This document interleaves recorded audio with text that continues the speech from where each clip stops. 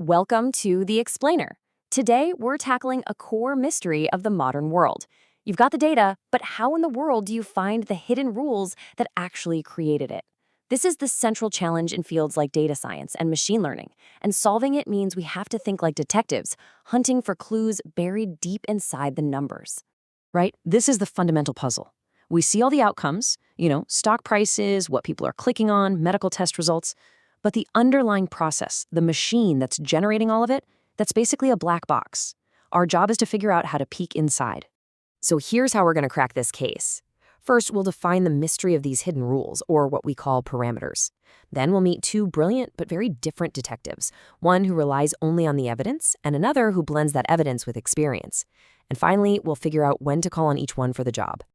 Okay, let's dive right in. What exactly are we even looking for when we try to understand our data? This is our toolkit. Estimation theory gives us the methods to make a really educated guess about the settings on that data-generating machine. And those settings are what we call parameters. Things like the average, the spread, or the probability of an event happening. So let's make this real. Imagine we measure the heights of 5 students, and we get these 5 numbers. These are our clues. Now, the parameter we're hunting for isn't just the average of these 5 students. No, it's the true average height of the entire student population. The whole challenge is using our limited sample to make a smart guess about that much bigger picture. All right, this brings us to our first detective, who's a pure empiricist. This detective's approach is super simple. The evidence is everything. This is the one powerful question that drives something called maximum likelihood estimation, or MLE for short. It's a beautifully logical idea. It just says, let's find the parameter value, the setting on our machine, that makes the data we actually collected look as likely as possible.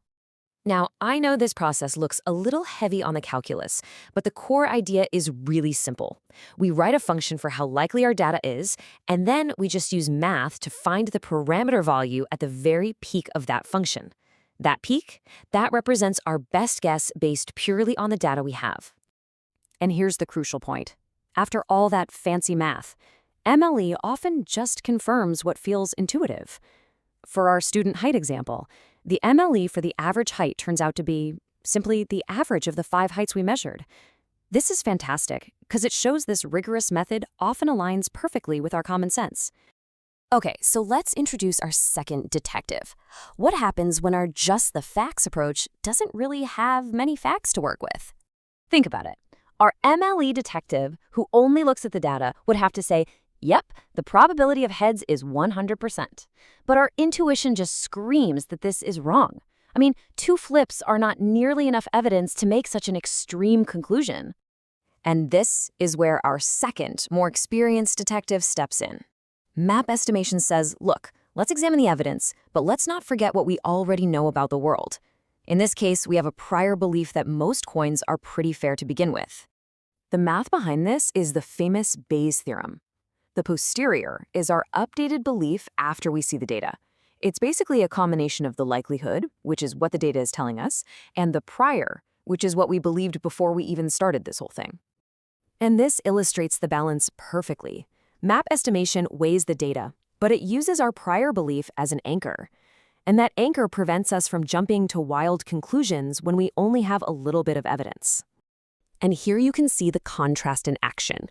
MLE, using only the data, concludes the coin is 100% biased. But the MAP estimate is much more cautious. It acknowledges the 2 heads, yeah, but it's pulled back toward the middle by our prior belief that the coin is probably fair. This gives us a much more realistic conclusion. So we have 2 really powerful methods. How do we know which one to use for our own data investigations? Well, this breakdown makes it pretty clear. MLE is your go-to when you have tons of data. With enough evidence, any prior beliefs you had become less and less important. But MAP is your hero when data is scarce or really noisy.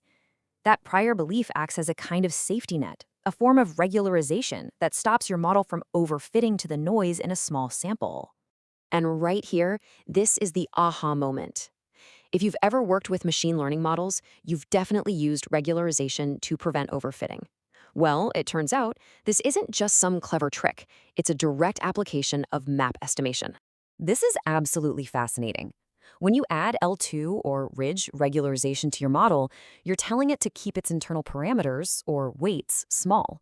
And this is mathematically the exact same thing as performing MAP estimation with a prior belief that the weight should be close to 0. The same thing goes for L1, or lasso. That penalty term is basically the voice of our experienced detective adding some wisdom to the data.